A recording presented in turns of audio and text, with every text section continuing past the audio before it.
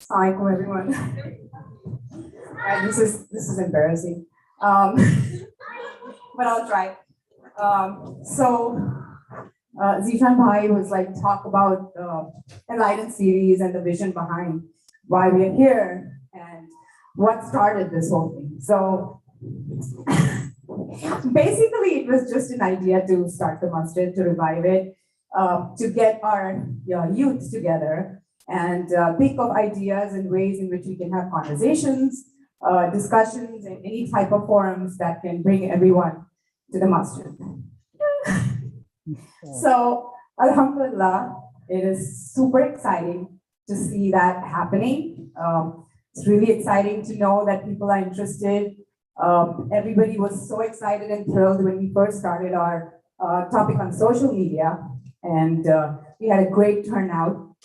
It is a little hard to be in this position because I'm like the bad person always nudging everyone to like try to come, make it happen. But I see a tremendous amount of support in the community, and all of you, mashallah, are making the effort for your children. So inshallah, this will be rewarding.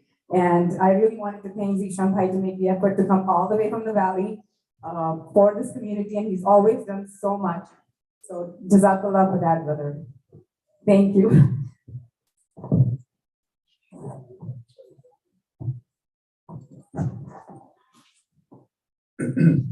أعوذ بالله من الشيطان الرجيم بسم الله الرحمن الرحيم الحمد لله والصلاة والسلام على رسول الله وعلى آله وأصحابه أجمعين. Imran, I told you I'm going to be a nightmare for the camera, so please, you don't need to be by it because I'm going to be walking up and down the aisles. But wallahi, it's heartwarming. I was speaking to Brother Saad, who's been in the community maybe just for about a year, and I said he's in the right place on a Friday night. I'll tell you that. There is no better place that you can be. I know the Laker game is on tonight, and I'm definitely a diehard Laker fan.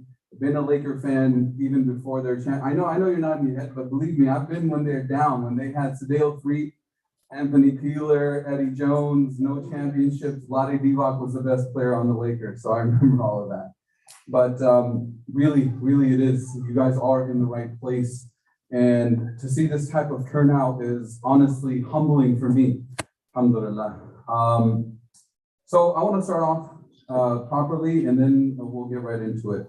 اللهم صل وسلم وبارك وزد على سيدنا محمد وعلى آل سيدنا محمد كما صليت وسلمت وبارك وزد على إبراهيم وعلى آل إبراهيم في العالمين إنك حميد مجيد. رب اشرح لي صدري ويسر لي أمري واحلل عقدة من لساني يفقهوا قولي.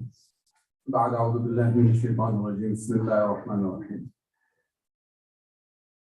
How many people know what the topic for tonight is? Don't blurt it out. Let me do this. Let's set some ground rules up. For those of you that know me, know that when I do these sessions, I start off by telling you that you are going to get out of this session whatever you bring to it. So I'm just here to facilitate, but the energy is going to come from you guys. So if I'm getting blank stares or people are just kind of Instagram, double click, reels, whatever it is, then that's what I'll start doing on the iPad. I did get it connected to the internet, alhamdulillah, so I can go through TikTok and everything like that. And maybe we can look at some of the new viral dance steps that are on there. But I do request that you guys reciprocate with feedback and input when I ask, inshallah, and that's going to make it more meaningful for everybody here.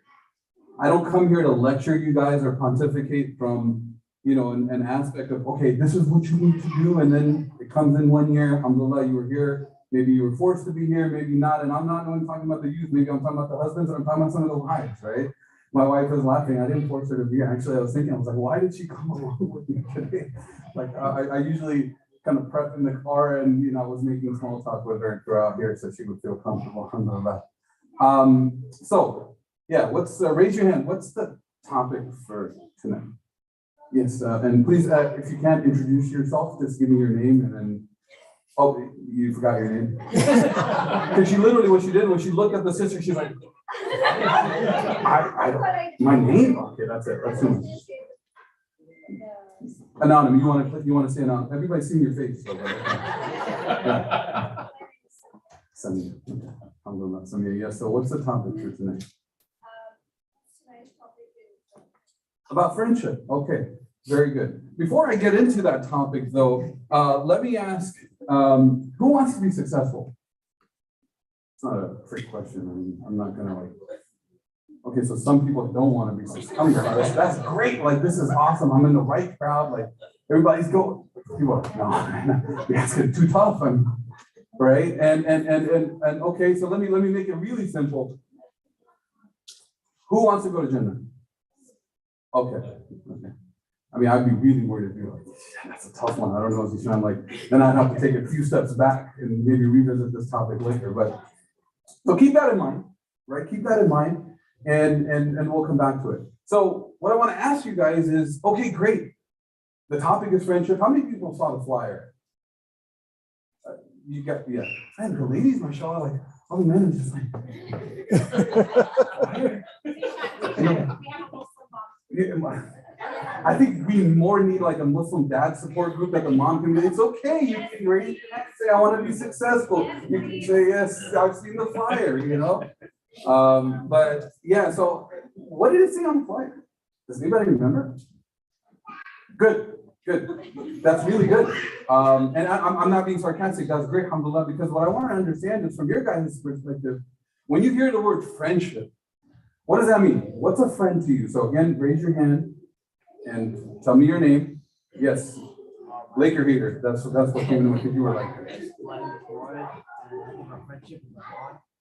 friendship is a bond. Okay. What's a friend to you? What's friendship? So you said Marge? Marge said friendship is a bond. Okay. Yes. Tell me your name first. Manal. Somebody who's there for you. Okay. Good. What else? Yes. Your name.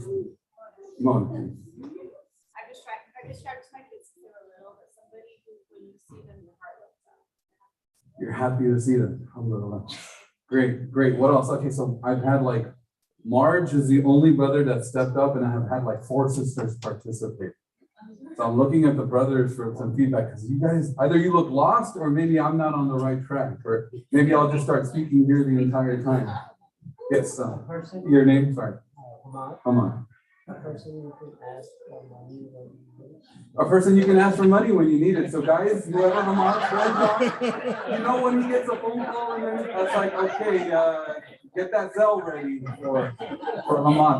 That's good. That's good. What else? Oh, yes, sister, your name? Rabia. A friend, I look for a friend who cooks for me. Oh. So I have plenty of them around. That's you as well. So she had 2 hands up. She goes, that's me. Yes, that's true. That's She's one of great. the best chef here, that's really- Mashallah. Sister, your name, the 2-handed sister? Samara. Mashallah, the chef, yes. Any friends who bring you closer to Allah? Okay, that's good. I mean, friends that bring you closer to Allah subhanahu wa ta'ala. That's good. But how many people really believe that though? I want textbook answers. Don't tell me like, okay, friends are supposed to know. Tell me like, and these are, let me make it real. I want you to describe your friends. So anytime that the people are raising their hand, like Ravi, I really appreciated what you brought to it, because you looked at Samara and said, friends that cook for me. Right? You got the interconnection to the best, let's say, claimed to be the best cook in Santa Clara Valley. That's great. Right? Hamad was like, look, man, when I need money to charge up the Tesla, there you go. Right? That's great. So be real with me. Like, who are your friends? Like, what do they mean to you? Right? Don't give me that textbook answer, because I already have that definition in here. That's why I'm here. So I need you to tell me, what do your friends mean to you? What role do they play? So somebody has. A person you can rent Uh, a person you can rent out to. Yes. And you know they're gonna So somebody that you can vent out to, they won't judge you, a confidant. Very good. Yes, tell me your name.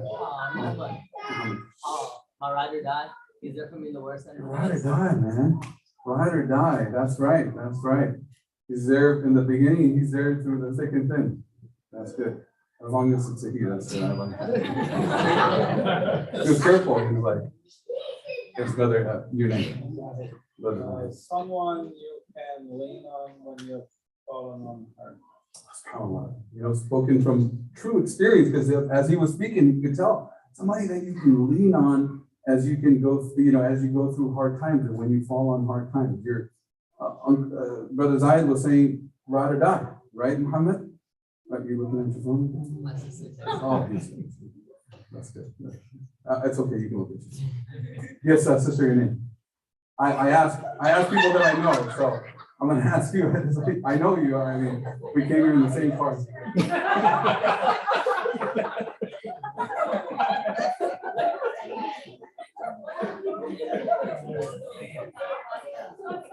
Your name. Yes. Okay, so this is coming from experience. Do you have friends that hold you accountable for your actions, Maria? Okay, good. I'm glad that. So this is all good stuff, right? What I want to tell you that this talk is about friendship.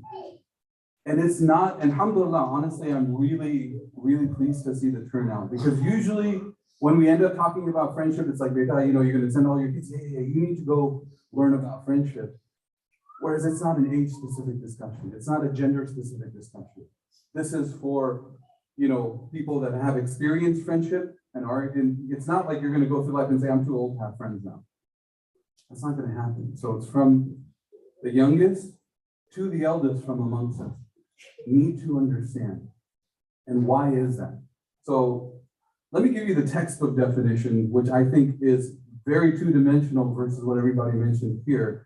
But it's a person who somebody knows and with whom they share a mutual connection. Mark, you said bond, right? A bond or some sort of mutual relationship. And that mutual connection is the bond of friendship. But what friendship really means is outside of yourself, the number one most significant factor that defines who you are your friends. I'm going to repeat that one more time. Outside of yourself, the number one most significant factor that defines who you are as a person is your friends. And I'm going to come back and I'm going to ask people for this definition. So I will repeat it one more time in the danger of being redundant.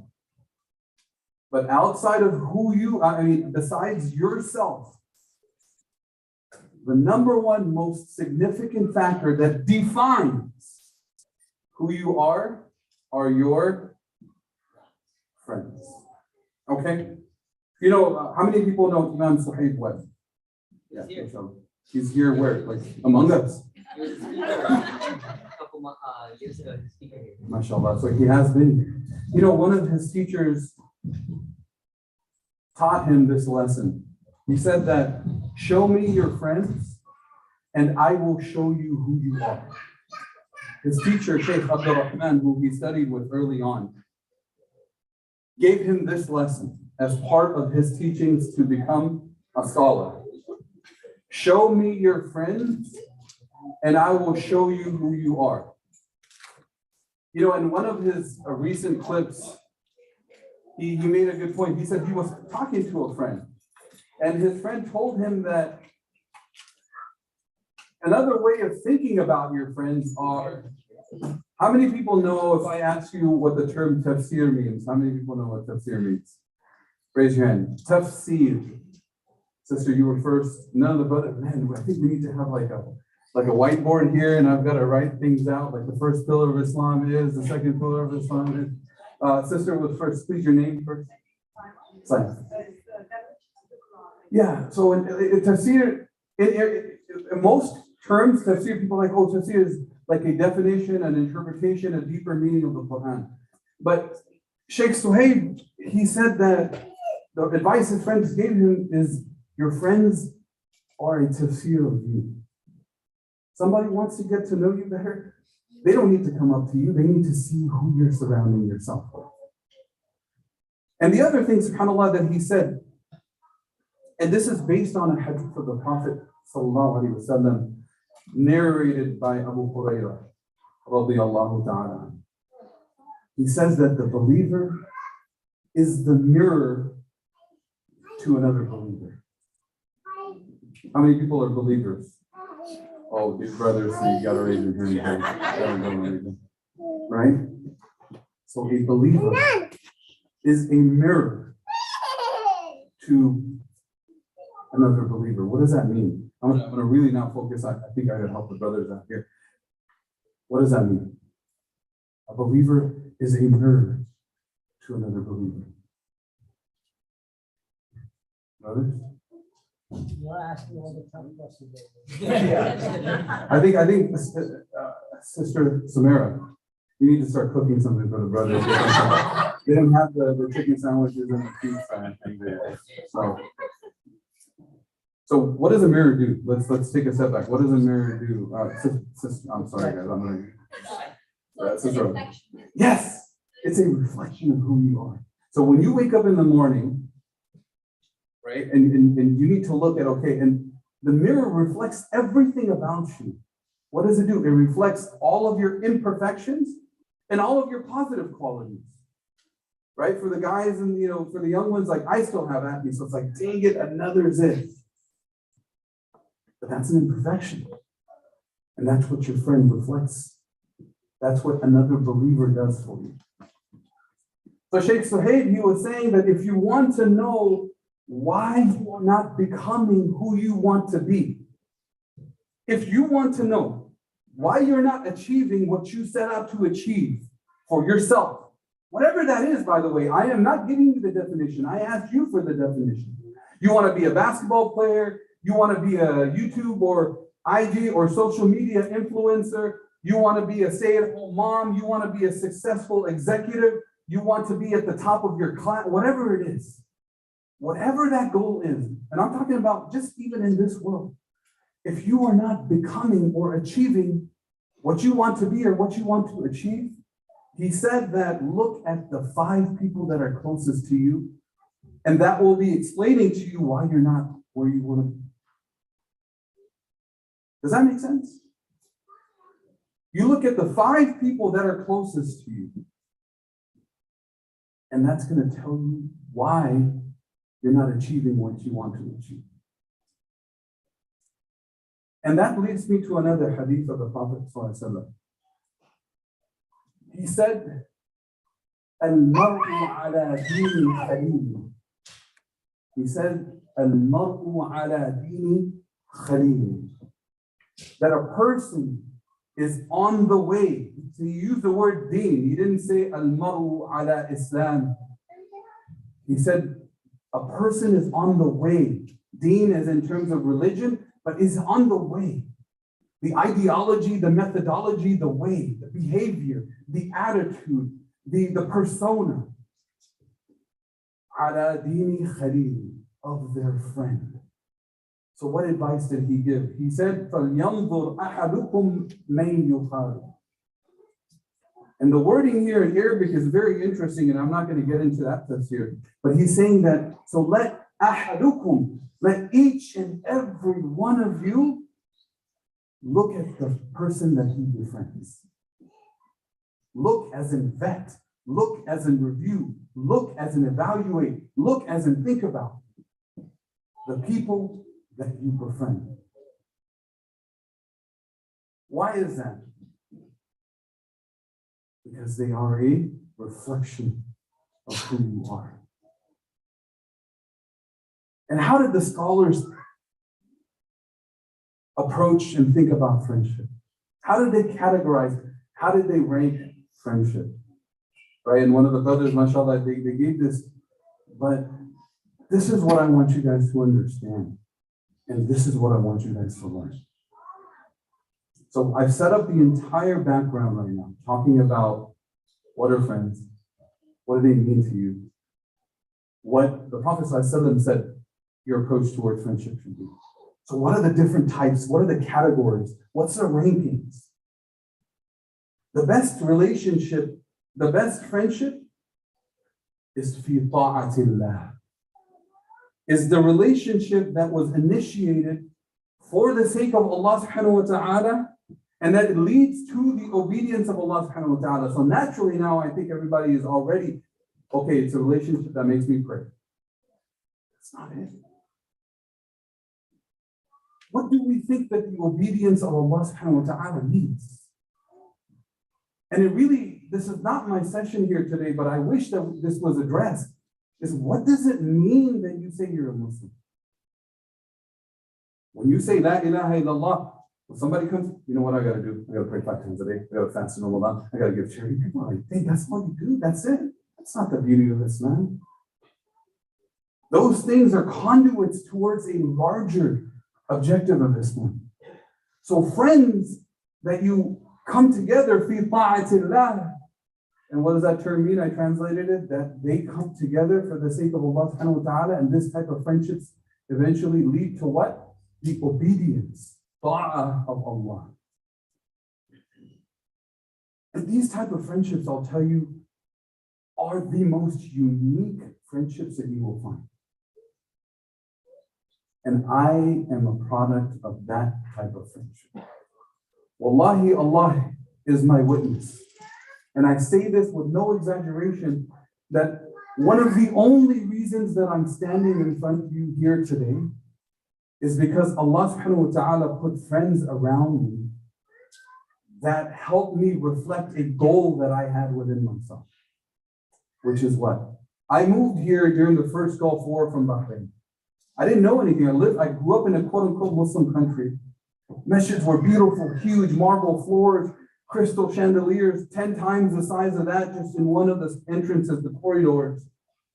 You can hear the adhan being, but Islam wasn't in my heart. And the first time I came here, and it was in 1990, and I still remember, I went to the only masjid at that time in the San Fernando Valley was the Tampa Masjid. And those of you that have been to the Tampa Masjid, that literally is a house that was converted to be a masjid. So juxtapose that image against what I've seen in Bahrain. I'm going there, I'm like, okay, that's a really small place. But what caught me really is when I entered the masjid, there was like 2 white canopies and there were children running around. I've never seen this in my life up until this point, and I'm 9 years old. And I still remember, the thing I take away is there was an uncle giving out Fanta. It was a hot day. I still remember that. The only part wow, the kids are running around, I remember that. And that was the masjid and the people that I befriended, because of whom, through Allah subhanahu wa ta'ala's grace and mercy, that I am standing here talking to you guys about friendship. So this is not conceptual. This is not theory. This is not something good to have. I'm a real life product of that in front of you. The way, subhanAllah, that me and my wife engage our family, the way we raise our kids, how we are blessed to have our kids be friends with the friends that I grew up with when I was 12, 13 years old, and now my children. But that's a blessing. And that's the most unique type of friendship, because we didn't come together. We were all different. I mean, me and a couple other guys were hugely into basketball. Other people were huge, like, into web design when web design was first coming out. This type of friendship where you will have a lot of times 2 people that have completely nothing in common coming together only for helping each other come closer to Allah subhanahu wa ta'ala. They come together based on the love of Allah subhanahu wa ta'ala. And then you will see that that supersedes personality. You might have an extrovert who really loves as a friend a complete introvert. Do people know what I mean by extrovert and introvert? Right? Loves to go out. Or somebody that likes video games versus somebody like to go hiking. Complete different. And what's so special about these people? Allah subhanahu wa ta'ala, He says that on the day where people will be searching for shade and there will be no shade except my shade. Among the people who will be granted that shade are who? One type amongst the 7 are people who came together because they loved Allah subhanahu wa ta'ala, and they departed because they loved Allah subhanahu wa ta'ala. Nothing more. It transcends wealth. It transcends any other type of benefit. And I want you guys to understand the gravity of this benefit, subhanAllah, that I'm talking about. That two friends who came together for the sake of Allah subhanahu wa ta'ala and who left each other for the sake of Allah subhanahu wa ta'ala will be granted shade on a day where there is no shade. And what day am I talking about? You have to say your name even though I called it. Yeah. Yes. The day of judgment. On that day, the sun will be brought close to the heads of men. A mile over your heads for how long? All right, brothers, I know you know this one. So don't let me hang. Sisters, I'm not ignoring you, but I need one answer from the brothers. How long is that day? Allah subhanahu wa ta'ala says in Surah Al-Ma'arij, 50,000 ألف سنة, which is 50,000 years. And by the way, it's not 50,000 years of origin. But let's take 50,000 years. And the sun is about a mile above your head. And again, this is not fantasy, this is haqq, this is truth. On that day, people will be sweating. You sweat when you go out under the sun. But their sweat will represent how they live their life in this dunya. Some people will have sweat up to their ankles. I want you guys to understand that. I'm not overly exaggerating. This is the words of the Prophet ﷺ. Sweat up to their ankles. Some people will have sweat up into their waists.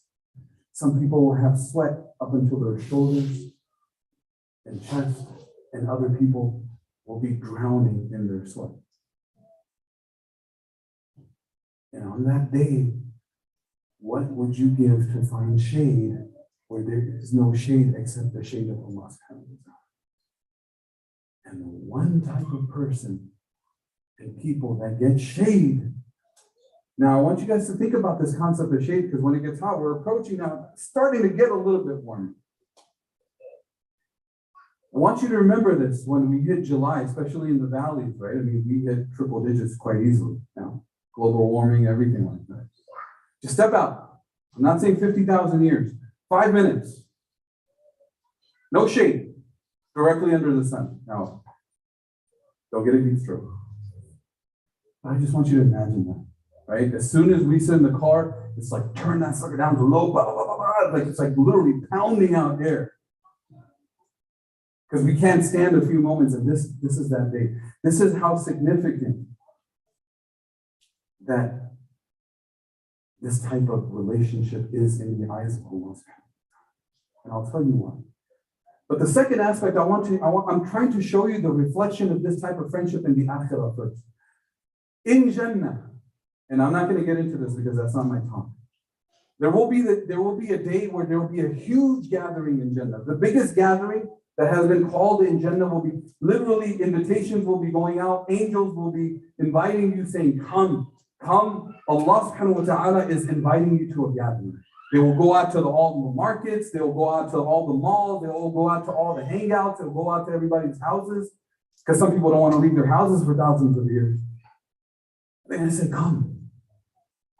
And imagine just like you go to a stadium, like you guys saw on the Super Bowl. How many people saw the Super Bowl? How many people saw the halftime show? That was a test. No. But what you see is a huge stadium. I don't know, tens of thousands of people that can fit into that. And the people that pay the most, the people are really, the envy of people are the ones who got the front row seats, right? Because they could see Eminem and they could see Dr. Dre and they could see 50 Cent mess up the lip sync. So on that day, there will be specific type of people who will be even the envy of the prophets. Even the prophets will be like, who are these people? Why? Because when they come to this gathering, these people will be reclining on manabir of nur, on pulpits of pure light. They're not chairs. Literally light Nothing there. It's not like encapsulated. It's light and they are reclining on light. Like imagine when you're attending a football game or you're like, oh man, those people got the skybox, they got Jack Nicholson at the Laker game, whatever it is. These people are reclining on light. And even the prophets will be like, who are these people? And guess who they will be? These are the people that loved each other for the sake of Allah subhanahu wa ta'ala, came together for the sake of Allah subhanahu wa ta'ala, and they departed from each other for the sake of Allah. This best type of friendship is beautifully personified, and this is where I'm going to need your help. With Musa alayhi salatu wassalam and his brother, but more importantly, his friend, Harun. So I want you guys, everybody has a cell phone? This is the one time I'm going to ask you, take out your cell phone. And whoever's quick to do this will be my helper, inshallah. I want you to find the translation for Surah Taha, which is Surah number 20, verses 20 to 35. As soon as you get to verse 20, let me know, raise your hand, and I would like you guys to read that translation out loud for the group. So Taha is Surah number 20. This is starts with verse number 20.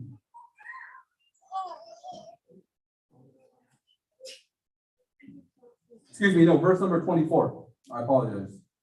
Verse number 24. As soon as you get to that, please raise your hand. Yes, Brother Hamad, you were first. So start off with verse number 24, inshallah. Go to the Pharaoh, he has really exceeded all bounds.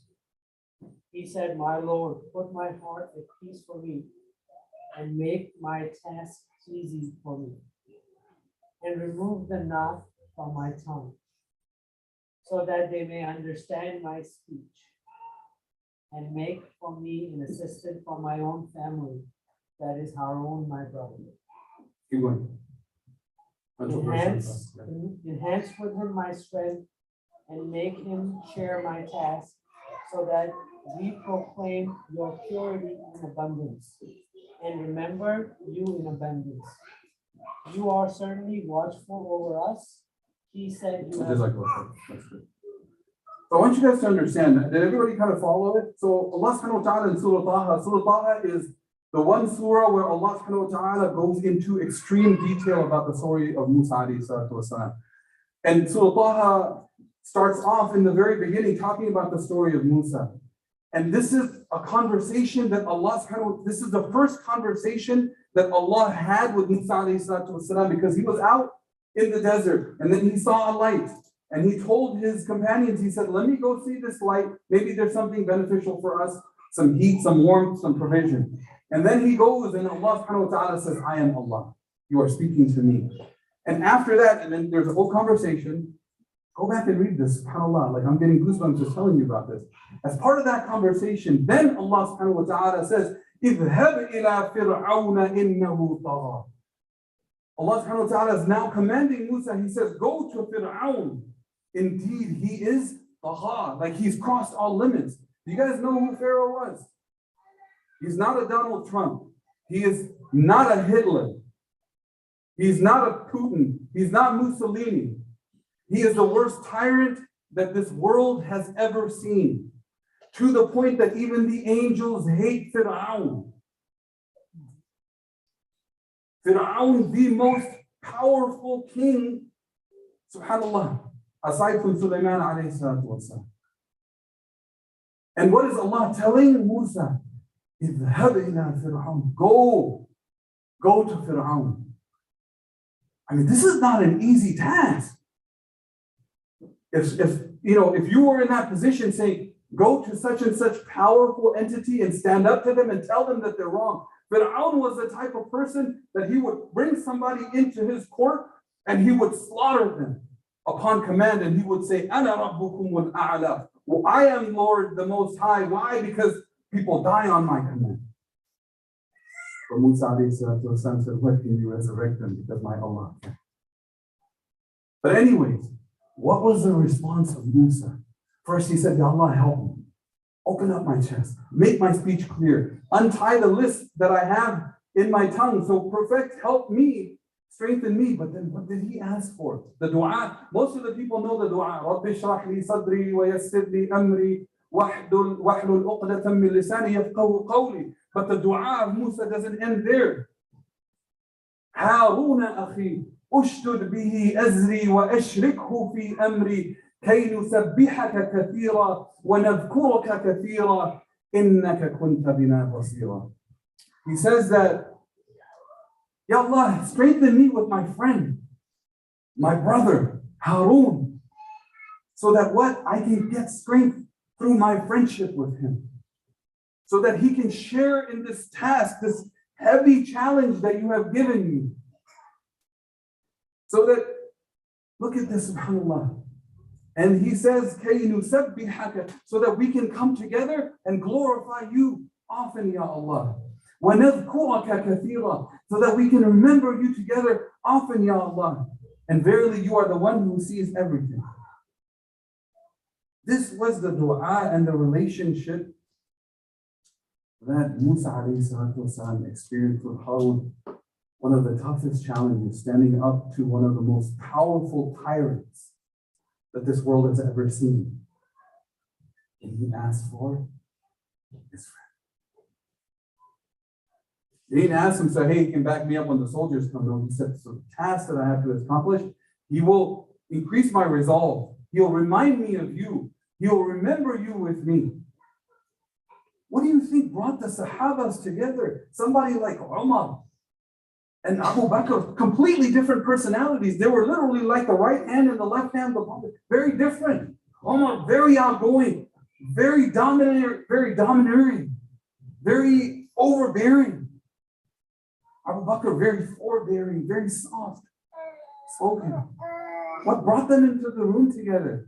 You know, you had people, subhanAllah, the rich of the rich, amongst the Sahaba, and then you had the poorest, like Uthman, subhanAllah, and then you had the poorest, Ahl al-Sufa.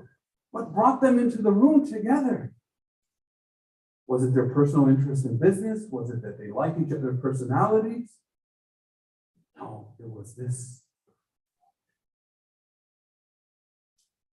So in contrast, if we say that the best relationship is the one that you initiate for the sake of Allah, that leads you to remembering and obeying Allah, the worst type of relationship would be what? I want you guys to answer that question for me because I've picked on this. That's right. It's a good textbook answer, Muhammad. Because that's the right answer, but I want you guys to now, everything that I'm talking about, guys, please don't take it on a conceptual level, because we started off with what your friends mean to you. And the Prophet ﷺ, he doesn't speak from his own will, from his own hawa. When he's saying that you're a reflection of those around you, and those around you are a reflection of you, and you are on the way, on the deen. And by the way, the deen is not always Islam. You are on the path of your friends, wherever that's going. If that's going to a dead end, if that's going into a psych ward, if that's going into a world of addiction, if that's going into whatever path, you are on that deen. So the worst type of friendship, because Muhammad, he gave me that right answer, but I want you guys to now analyze the worst type of friendships are those that lead you in some way, shape, or form to the disobedience of Allah subhanahu wa ta'ala. Now you gauge. Now you think. Now you analyze. Where do your friendships lie? Do they lie with fi ta'atillah, that in some way, shape, or form they are somehow nudging you towards Allah? Or do you have friends that being in their presence doesn't remind you about Allah? And not just that, it might open gates of either doubts in your hearts or doubtful behavior. This is the worst type of friendship. Why? Because it eventually leads you to away from Allah subhanahu wa ta'ala. And Imam Ghazali, rahimahullah, he said that, don't fool yourself. The greatest trick that we play on ourselves and Shaitan plays on us is we fool ourselves that, hey, I can make this friendship better. I am going to be the one that's going to elevate this friendship. This person is doing something completely haram. I'm going to be that good influence. How's that turning out? Who's the one pulling you up? And he said that these type of friendships that have a component of evil or have something that leads you away from Allah subhanahu wa ta'ala will not be turned into good. They will not turn into good. And these are the type of relationships that you have to move on from. So how do many relationships don't get formed now? Right? I've given you two sides of the pendulum. Most relationships, majority of our relationships, they get formed on the two bases. Somebody help me out. Think about it. So I talked to you about the best relationship and the worst relationship. But how do you form relationships mostly? Be realistic with me. How have you made friends? I'm asking you that. Who said that? Raise your hand for somebody. Muhammad again? No. You tell me. What did he say? You can relay on his deal. What's your name? You. Muhammad, can you tell me? Yeah, what was your name again? What did he say? Cool. So make that a more general category. It's a relationship of circumstance. You don't pick the people that go to your school, Muhammad. You don't say, hey, I want my best friends to go to here. Whoever's ended up in your class is in your class. Whoever's in your grade level is in your grade level. So they're relationships of circumstance. I live in the Santa Clara Valley. This person works in my office, whatever it is. They're relationships of circumstance or convenience. We make relationships with our neighbors so that, hey, one day if I want to sleep in, they can drop off my daughter to school. Whatever it is. Or they can pick them up whenever I'm in a pickle. Or whenever I need money. You see how I'm we kind of went through when we asked, what are your friends for? Or somebody said, they make the best food. So they're not helping you away. Relationships of convenience or circumstance. And the second type of relationship that fall in are relationship based on common interests. Basketball, social media, video games, anything. Maria's here. I would love to, there's something that popped into my mind. I was going to talk about her, but she's here, so I can't. Or you like to go shopping. Right? Whatever it is. Relationship based on interest. But what's the main problem with these relationships? So, not that, okay, they're the best or the worst. Can somebody think about what the problem is? So, when you go to school, Talha, how long are you with your friends?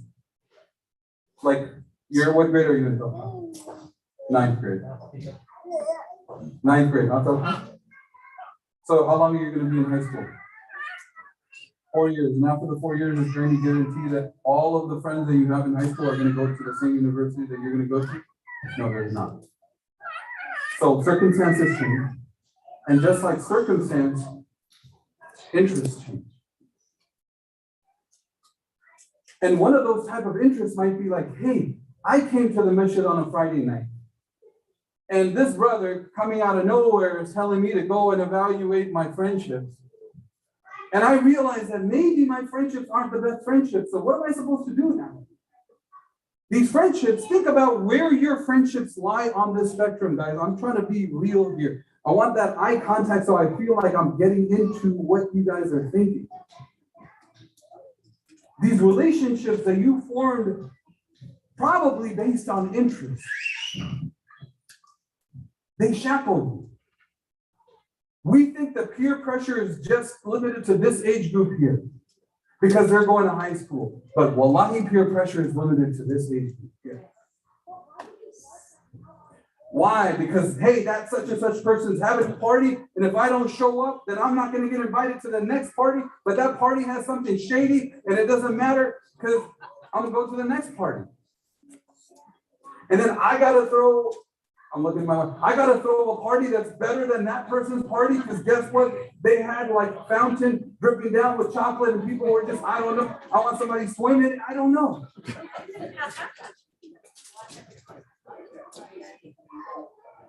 And I'm looking at the brothers too, because the brothers, well, this was not meant for the sister, but the brothers are like, hey, he got a motorcycle, so I gotta get this, and he's got the Tesla, the P100, so I gotta get the P100. Relationship based on to what you're doing. Allah subhanahu wa ta'ala, He says, اعلموا أنما الحياة الدنيا لعب ولهو وزينة وتفاخر بينكم وتكاثر في الأموال والأولاد. Allah subhanahu wa ta'ala says, know that this life is like a mirage. It's filled with amusements and distractions and competition with each other. And who is better? In competition in wealth and family and status. These relationships based on interest. The term that I use, I want you guys to imagine that. It shackles you. What are shackles? Can somebody explain? Maybe I'm not, hold on, who was it? It was Manal. Manal, who's your friend?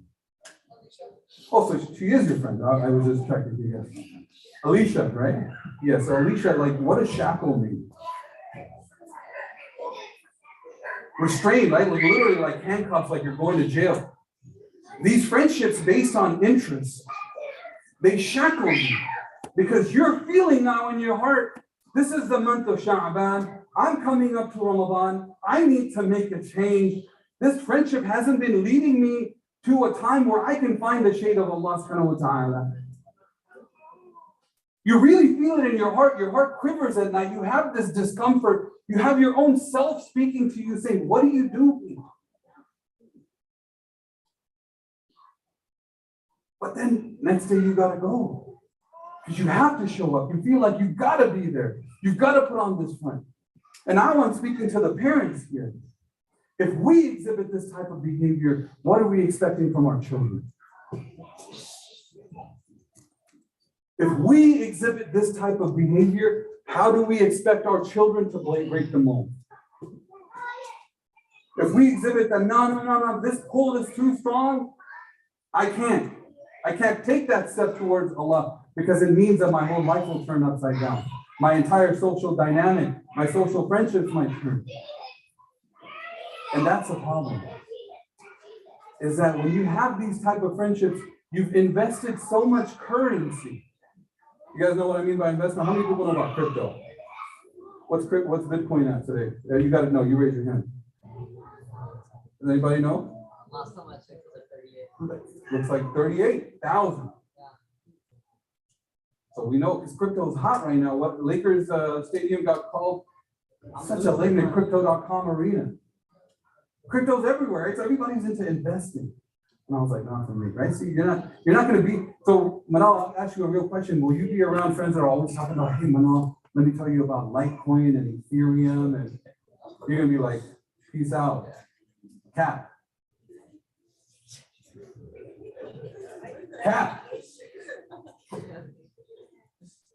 You guys know what cat is? Happened. Huh? Live. Yeah, she doesn't know. I'm just saying she doesn't know about Bitcoin. And she's like,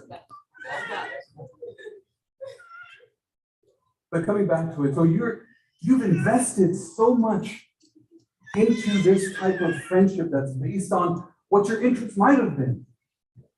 And now it's shackled you. Now it's holding you back from progressing towards a positive change in your life. I don't know how to let this go. You can't break the mold. And then we talked about peer pressure. So this is the dynamic I want us to understand about friendship. What's always consistent throughout any type of friendship that I've discussed, the best, the worst, friendships of circumstance or convenience, friendships of interest, is that number one, the influence that the people that you spend the most amount of time with, outside of your spouse, the influence that they have, number one, is inevitable. Meaning what? It's undeniable. and it's not easily detected. It is not, the first part is easy. Of course my friends influence me. But if I ask you guys right now off the top of your head to quantify and tell me how have your friends influenced you, it's going to take some deep thought. And the crazy part about this is that you might not even know how they've impacted you. Every single person, whether you, and most of the time you won't realize it, but how does it manifest itself? The way you talk. I'll tell you, when I was in high school, when my friends would make jokes, I'd have to take those jokes back to my family. Like one of my friends always used to joke. It's this joke, like whenever it's like, oh, whatever, this is a joke. Right? Or you almost like predict, you spend so much time with each other that you can complete each other's thoughts and sentences. Like, hey, I could go real for some Dave's Hot Chicken right now. Or I have a sweet tooth, let me go down to Burbank for some Krispy Kreme donuts. Right? Hey, I want to drink something sweet, so let me go get some BOBA. Boba. Some boba. Right? So this is the level of, they get into your inner psyche, they start, what is it doing? It's like clay. They're molding. Because now boba has a connotation of friendship. So let me go get that taro slushy because it's purple and my friend likes purple. So I just need inadvertently, subconsciously, I'm attracted to purple. But what else changed? Your character. Things, because the group does it, become acceptable. Like, hey man, you see that? Like he had some crazy dandruff showing. Homeboy needs some Selsun Blue or Head and Shoulders. And you're like, Mark is like, yeah. But that person's not here. So what is this called? What am I doing? Remind me of your name again? Shaz. What am I doing? So everybody knows that. Yeah, it's very easy. That again, textbook definition rolled off the tongue like, man, I've been studying this all my life. But I'm going to get real with you right now. How many of you have been in situations where that's going on? And how many of you are like, you know what? But I'm not getting invited to the next party. Or guess what? This person's not going to hang out with me anymore. So your character changes because now, not only did you start to accept backbiting, in order to feel part of the in crowd, you're going to be like, let me get a lick in. Dude needs to put on some deodorant too. Oh, Sean, I was like, yeah, Sean's cool now. We'll go over some BOBA together. No. I know guys don't go out for boba sodas, so sure. We were actually gonna get some right after this. I'll join you, Mario. Get it right. And then as your character starts to change, your standard starts to change. Because what's acceptable to you now has changed. But what did I say? It's not, the influence that your friends have on you is not easily detectable. And many times you don't realize. So who's starting to change now? Your friend or you? 99.9% of the time, you're changing. You're eventually that grows and it snowballs and your moral criteria starts to change. So you go to a party and there is something shady going on. Somebody is smoking something that they should not be smoking, and anything that they're smoking. And then what do you do? Like, hey, do I come on and say, whoa? Zayan is ready to speak. He'll be the one saying, whoa. MashaAllah. He wasn't scared of that. Or do you kind of now, like, I can't be the one to step in and say, this is too far. Or if you are the one, everybody says, and Zishan's always the one, like, Mullah I'm speaking in Urdu for those. Like, hey, our Mullah's here, he's always going to give us a lecture, now we're going to look down upon. Right? Who's always been outcasted is the one that's saying, guys, realize where you're heading. Realize that you will end up somewhere where you don't want to be in this life. So there's a saying that I want you guys to remember. So we talked about the two sayings that a believer is it is getting kind of cold. Like, was that on purpose to kind of cool me down a little bit? I was just about to get heated up. Okay.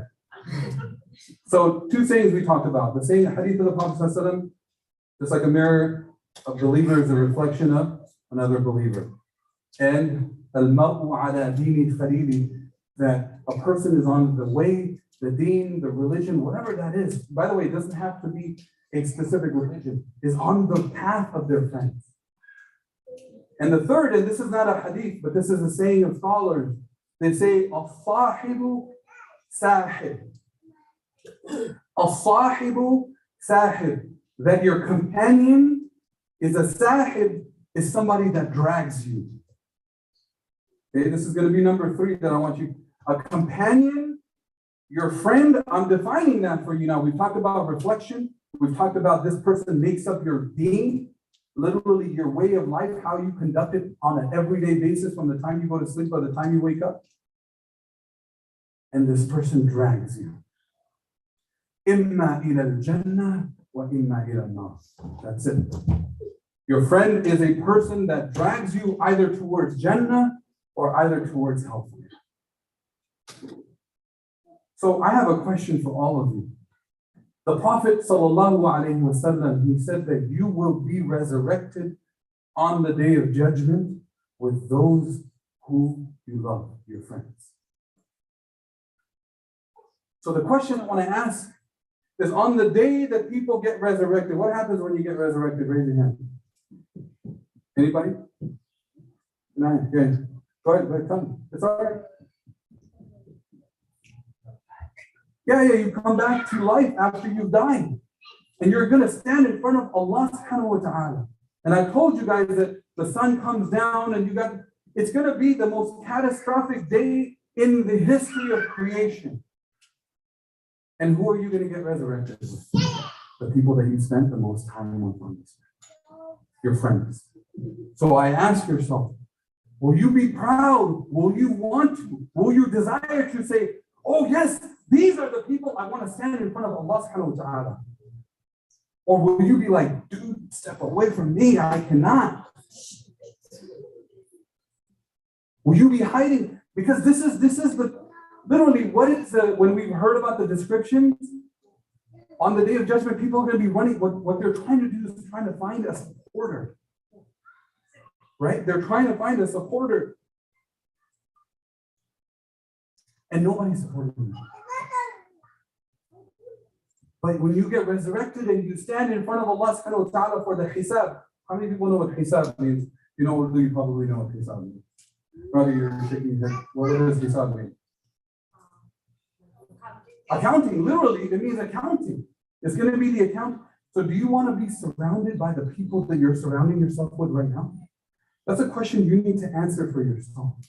That when Allah subhanahu wa ta'ala is saying, I told you not to do this, yet you still did it. And I commanded you to do this, and you didn't do it. What's your excuse? And you look to your left and you look to your right, and it was those that encouraged you not to, maybe either through preoccupation and other activity, to forget the commands of Allah subhanahu wa ta'ala, or through peer pressure, do things that are forbidden by Allah subhanahu wa ta'ala. They will be like, Nafsi, this is you.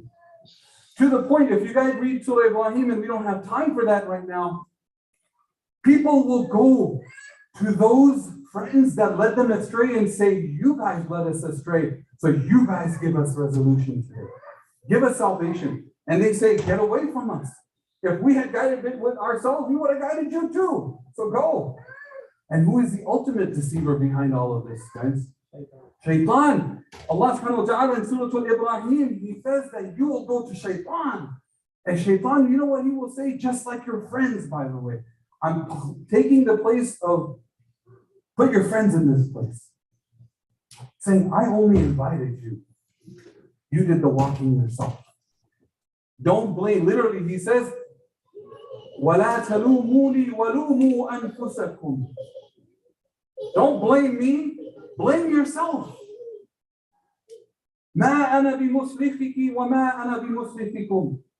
Whatever you did, that's your own fault. It's not mine. I disassociate myself from everything that you are claiming right now. That's what your friends will say. How many of you have friends that you will be proud of, that you will look to support you when Allah is questioning you? That's the type of friendship that you got to look for.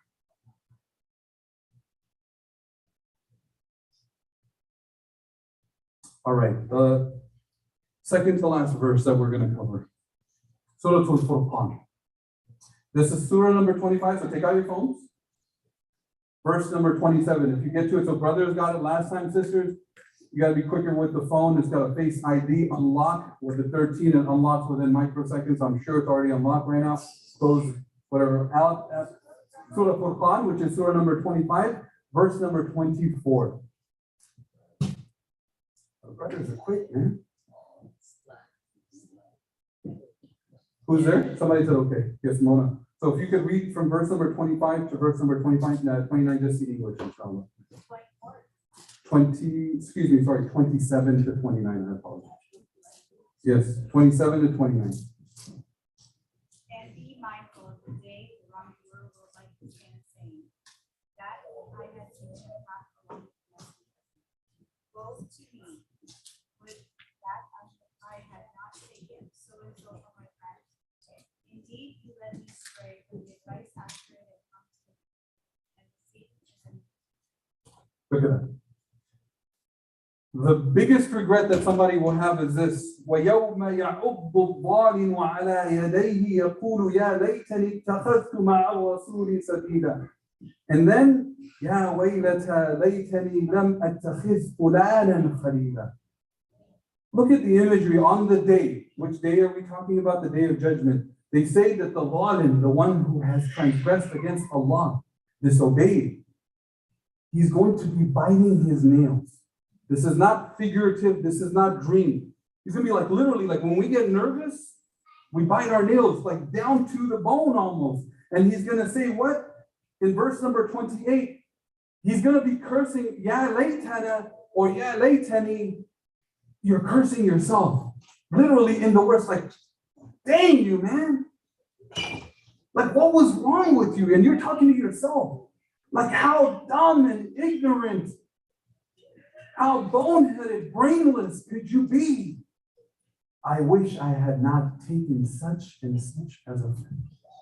It's from the Quran.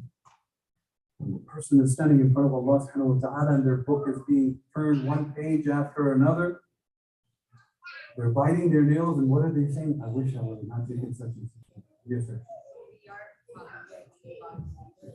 We're talking about everybody. Everybody. Anybody.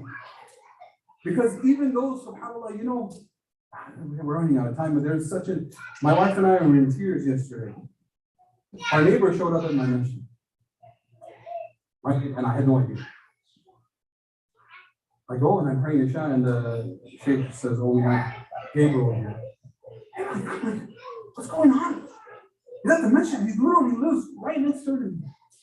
Long story short, you heard about Islam from a person named Jason who had converted at his work. And now he's texting me saying, I want to fast on Monday because it's this of Sha'ban. Can I come?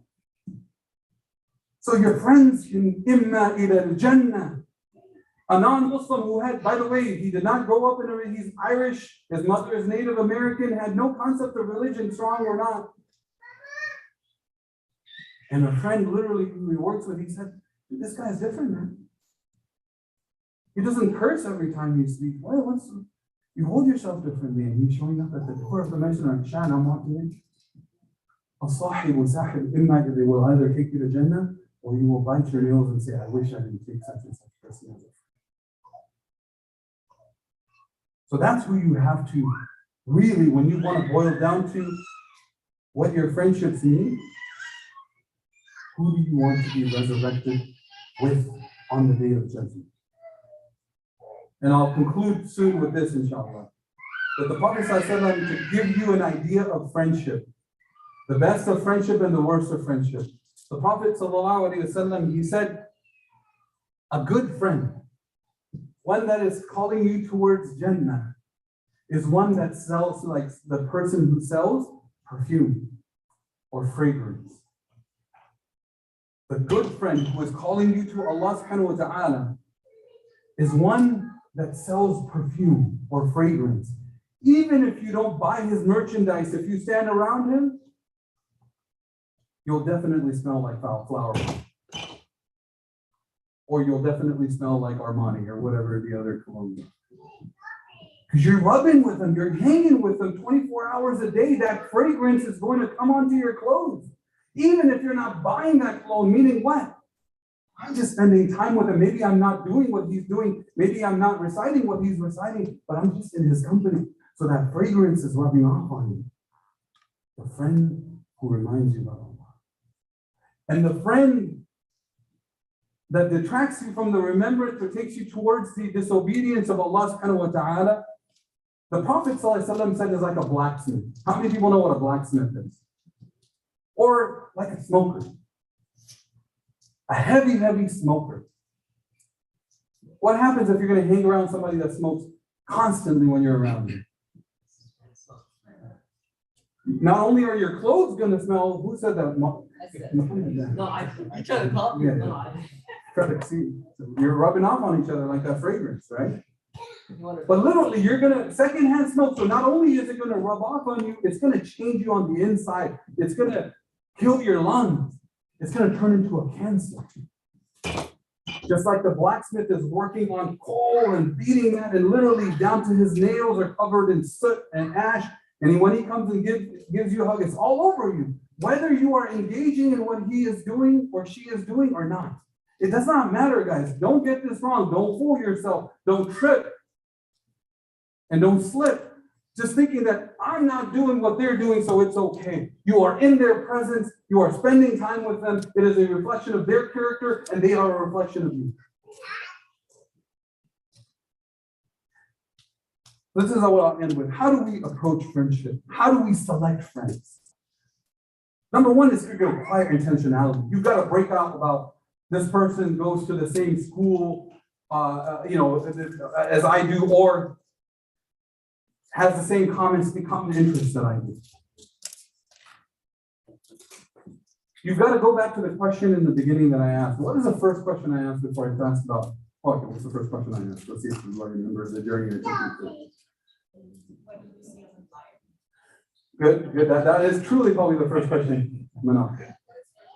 It's a question I asked before that. I said, who wants to be successful in this life? And I asked, who wants to go to Jannah? But let's answer the first question. Parents, now this is a question for parents. Do you encourage your children to spend time with people who are failing their classes, ditching, truancy, maybe got caught by shoplifting, don't have the respect to even greet you properly? Do you say, go, yeah, go. No joke, do you do that? You know, when Adam was entering high school, he's my son, we met with the counselor, and he hadn't taken any honors classes in middle school. But the counselor was like, I think based on Adam's grade, he should move into honors classes. And I said, well, why two? He says, Mr. Siddiqui, the reason why is even if he doesn't get straight A's, he will be around other students who are competing at a higher level. And I think just being in their presence will allow him to elevate his potential. This is just in school in 9th grade. But this is the reality of friendship. If you don't encourage your children to say, no, but he's rolling a joint, go ahead. Or he's taking a drink, an inappropriate drink, go ahead. Or if we've been in that situation, how many of us would have our child right next to it and say, hey, this is what's going on? So you have to get real with yourself, guys. Because why? Allah subhanahu wa ta'ala says, ذَلِكَ الْيَوْمُ الْحَقِّ. He says that this day is everything and the truth. The day of judgment is called al-haqqa. It's called the reality. It's called al-waqi'ah. It's called the realest thing that you will ever know. So if we know that this is true, this is part of our creed, it's part of our iman, it's part of our aqidah, And in our life, quote unquote, because we want our kids to do well in high school so they can get into the top colleges, so they can make good money in a career, so they can buy a house in the suburb, so they can create a family, which is all good. But when it comes to the people that we surround ourselves with, it doesn't reflect that. You know what that's called? Hypocrisy. Sorry guys, that's a tough word. It's called hypocrisy.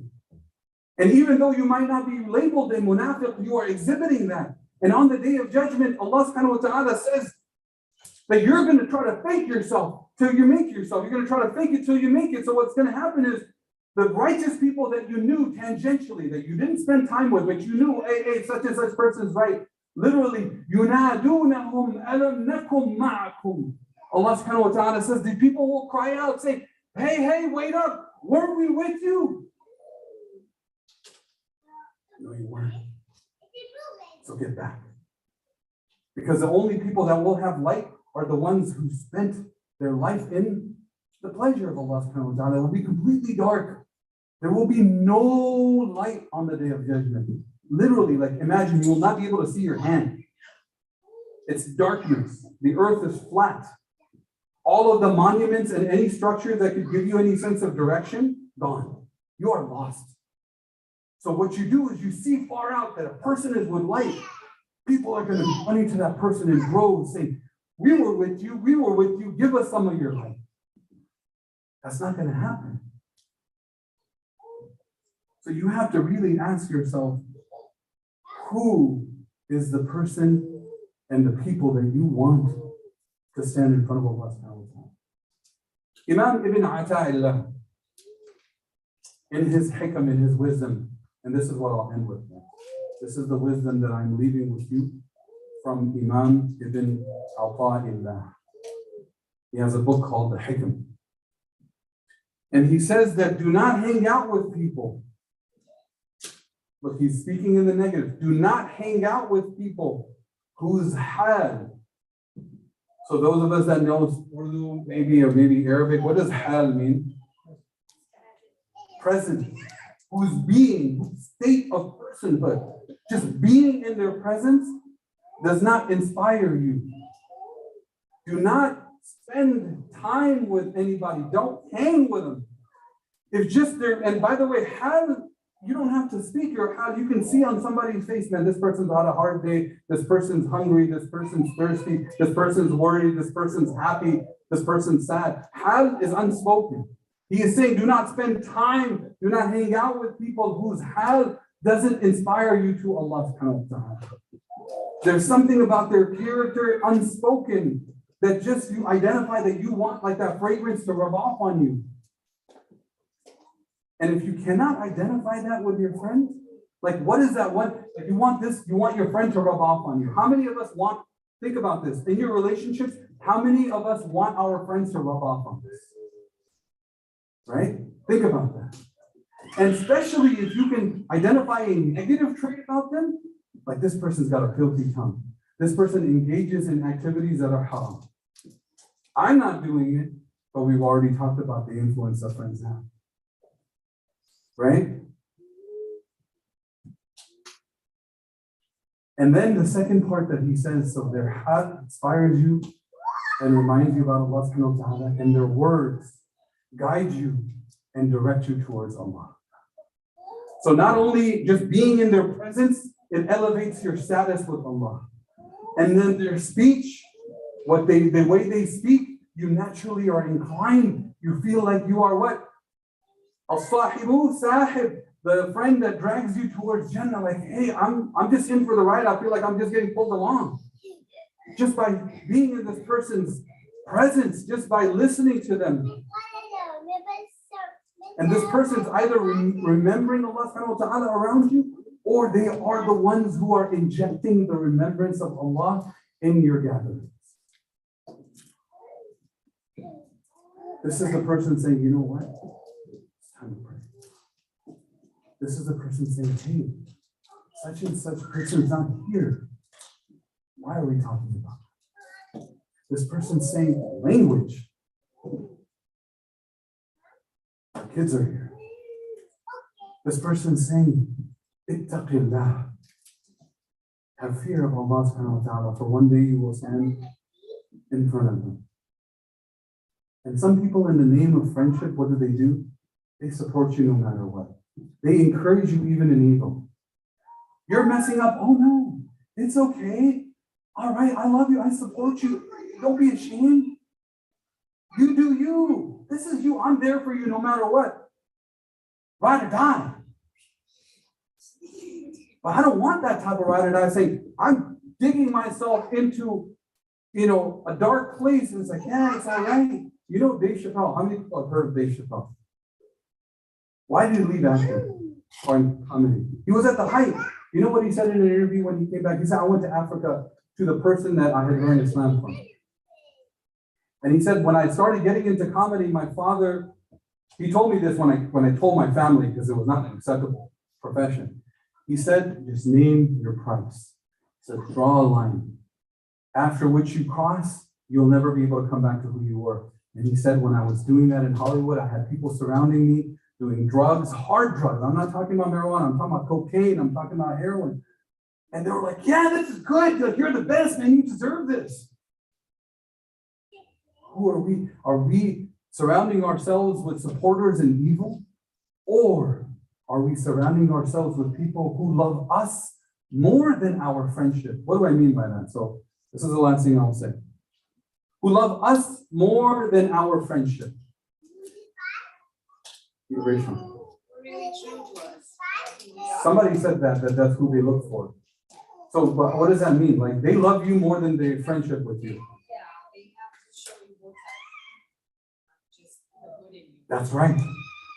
This comes back full circle that we talked about. They're a reflection of you. So they're going to show you your imperfections, even though it might jeopardize their friendship with you.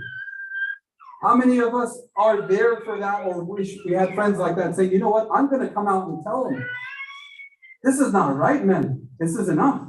Stop it. Don't go to these type of gatherings. Dude, Tishan, I don't need to see you anymore.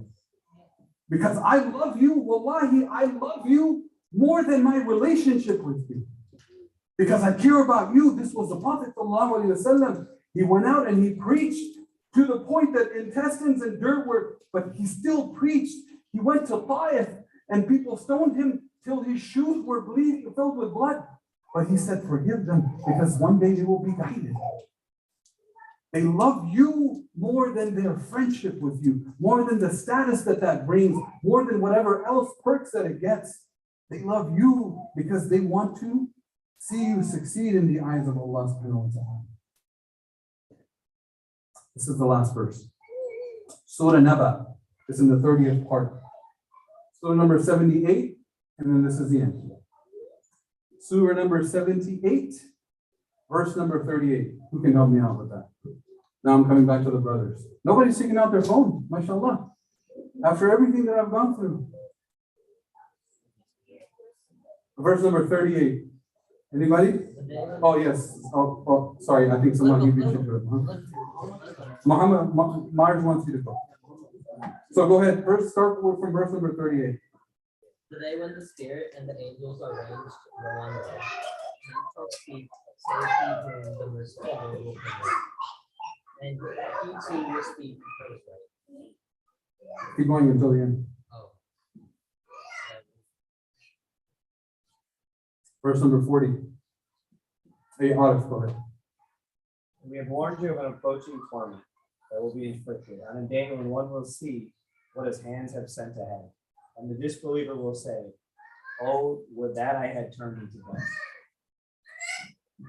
This is Surah Naba. It's in the 30th part of the Quran. It ends with these three verses. Allah subhanahu wa ta'ala, He says, يَوْمَ يَقُومُ الرُّوحُ وَالْمَلَائِكَةُ صَفًّا لا يتكلمون إلا من أذن له الرحمن وقال صوابا. Allah subhanahu wa ta'ala says, on that day, the court of Allah is being set up. Jibreel alayhi salatu wasalam and the malaika are coming in row, one by one, one after another, in saffa, in saf. And guess what? لا يتكلمون إلا من أذن له الرحمن. Nobody will be allowed to speak. You cannot utter a word. It is utter silence, except who, what? Who Allah subhanahu wa ta'ala ar-Rahman permits. And you know who those people are going to be? This is what I'm ending with. These people that if you choose to surround yourself with them, Allah subhanahu wa ta'ala will grant them permission. And these people will beg on your behalf. There's going to be a sirat. How many people know what the sirat is? Sirat is a bridge over hellfire. And people are required to cross over it if you want to get to Jannah. And the people that make it past, they will enter Jannah. And the people that fall will fall into the hellfire. And these people, once they make it past the sirat and they see that hellfire is behind them, immediately they turn to Allah with His permission and they say, Ya Rab, such and such, he didn't make it. Such and such was here. He used to pray with me. She used to cry with me, just trying to make a change. They might not have made it because their sins overweighed their bad deeds, but Ya Allah, they were with me. I vouch for them. On a day where your own mother won't vouch for you, they will, and the Prophet ﷺ, the description that they're giving is like these people are insisting like a toddler throwing a tantrum, like, Ya Allah, no, Ya Allah, no, you have to grant me. You have to grant me what? Shafa'ah, so that I can go in and take my friends out of hellfire. Now, of course, this is not guaranteed. Oh yeah, no, this is who Allah subhanahu wa ta'ala enables. If they say you have the right, they will go into the hellfire. And Allah subhanahu wa ta'ala and shafa'ah, by the way, that's a whole other series of intercession. They'll go back. Whoever they recognize, Allah subhanahu wa ta'ala says, take them out of the hellfire. They have to be able to recognize you. These are what good friends, they will stand up to Allah and say, Ya Allah, grant intercession to me on behalf of my friends. ذَلِكَ الْيَوْمُ الْحَقِّ.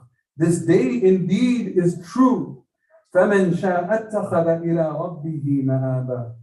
So he who wants a way towards success on this day, let him take it now. Why? Because the last verse says, Allah is saying, إِنَّا أَنذَرْنَاكُمْ عَذَابًا قَرِيبًا. Allah is saying, I'm warning you that my adhab, my punishment is near. يَوْمَ يَنْظُرُ الْمَرْءُ مَا قَدَّمَتْ يَدَاهُ وَيَقُولُ الْكَافِرُ يَا لَيْتَنِي كُنْتُ تُرَابًا.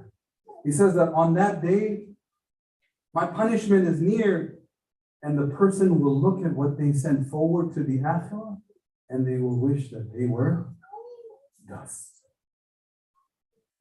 So with that, I conclude my topic for today. But the question I come back to is now you have to really go back and reevaluate. What does friendship mean to you? Who are your real friends? And who do you want around you in this life? So that when you stand up in front of Allah subhanahu wa ta'ala and He tells Israfil, blow again, فَإِذَا هُمْ قِيَامٌ يَنْظُرُونَ, that the trumpet will be blown a second time and people will be up. Who do you want to be surrounded with? And I'll leave you with this imagery in Surah Al-Zumar. Allah subhanahu wa ta'ala says, وَسِيقَ الَّذِينَ كَفَرُوا إِلَى جَهَنَّمَ زُمَرًا. He's saying even people, when they are sent into the hellfire, will be sent in what? Groups. Zumar, ranks. Who you used to hang with? Go. حتى إذا جاءوها فتحت أبوابها وقال لهم خزنتها ألم يأتكم رسل منكم يتلون عليكم آيات ربكم وينذركم لقاء يومكم هذا. Allah subhanahu wa ta'ala, He's saying that when these people are going in their groups to hellfire, the khazin, the gatekeeper of the hellfire, is asking them, saying, didn't somebody come to you to tell you, man, this is what you're, like literally, أَلَمْ يَأْتِكُمْ رُسُلٌ مِّنْكُمْ يَتْلُونَ عَلَيْكُمْ, like tell you about Allah and His signs, وَيُنذِرَكُمْ, and warn you that this day is coming? And they will say, قَالُوا بَلَى وَلَكِنْ حَقَّتْ كَلِمَةُ الْعَذَابِ. Yes, they did, but it was too late. We died. And so Allah subhanahu wa ta'ala. And then on the other side, وَسِيقَ الَّذِينَ اتَّقَوْا رَبَّهُمْ إِلَى الْجَنَّةِ زُمَرًا. Allah subhanahu wa ta'ala says, and you will see those who literally had this taqwa, this precious understanding of Allah subhanahu wa ta'ala's presence in every single atom around him or her. These people will go into Jannah in groups. You will go with your friends to Jannah. حَتَّى إِذَا جَاءُوهَا وَفُتِحَتْ أَبْوَابُهَا وَقَالَ لَهُمْ خَزَنَتُهَا. So these people will go and the gates of Jannah will already be open for them. And the khazin of Jannah says what? Salamun. Like, welcome. This is your place. Dude, come on in, man. Enjoy.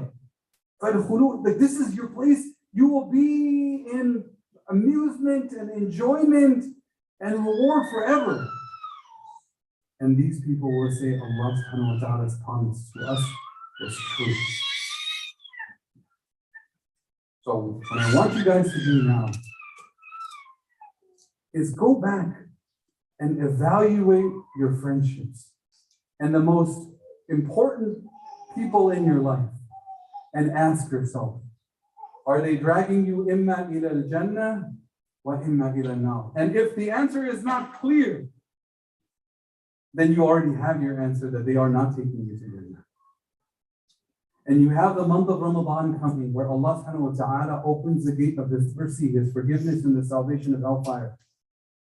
Don't waste your time with friends and company that does not allow you to take the most out of this month. Seek the company of those who will help you attain the mercy and the forgiveness and the salvation of Allah subhanahu wa ta'ala. So with that, inshallah, I conclude. Subhanak Allahumma wa bihamdik. Nashhadu an la ilaha illa ant. Nastaghfiruka wa natubu ilayk. A'udhu billahi minash shaitanir rajim. Bismillahir rahmanir rahim. I recite the surah at the end of every gathering that I'm in. The Surah Al-Asr. Wal-Asr. Inna al-insana lafi khusr. إلا الذين آمنوا وعملوا الصالحات وتواصوا بالحق وتواصوا بالصبر. Allah subhanahu wa ta'ala saying, by the passage of every second, every tick of that clock, every breath that you take, every eye that blinks, إن الإنسان, insan is al-khus, like he is losing everything in a complete state of loss. إلا الذين آمنوا, those who believe, but that's not enough. وعملوا الصالحات, and do good deeds, but that's not enough. وتواصوا. Watawasaw, meaning they bring others, they gather, they call, they make da'wah, they influence positively towards the haqq, towards the truth. Watawasaw bis-sabr, towards patience in this path towards Allah. How many of you knew Surah Al-Asr but didn't realize that this is telling you belief in Him, good deeds, and helping influence others towards this? So you ask yourself what type of friend you are. Jazakallah khair, everybody.